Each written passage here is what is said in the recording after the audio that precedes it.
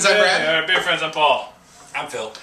We had an exciting 2 weeks here. We had our Beer Friends Final Four, our BFFF, in which we had 32 beers enter. Pared it down to 16 in one round, pared it down to 8 in the next round, and then had a final round of 4 beers that we could choose from. So we had Left Hand Milk Stout, we had Brooklyn Dark Matter, we had New Belgium Fat Tire, and we had the Sierra Nevada Torpedo.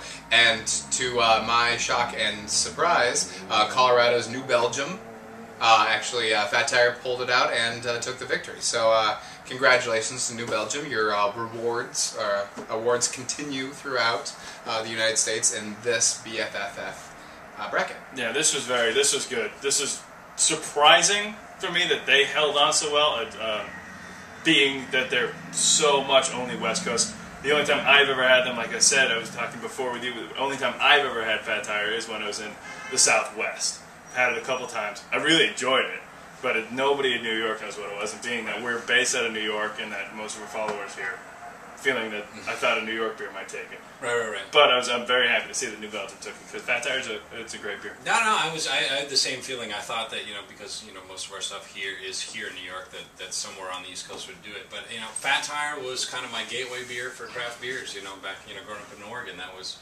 Fat Tire is pretty all over the place over there. So that's kind of what got me into off of the Coors and Bud Light and all that stuff and into craft brews. So I love it. I'll take it any chance I can. Find it in an airport, at a bar when I go home. It's kind of like that's my kind of go-to beer if there isn't anything I'm too thrilled about when I'm on vacation back in Oregon. So I'm super stoked that I got it, because I love a rusty bent-up bicycle label.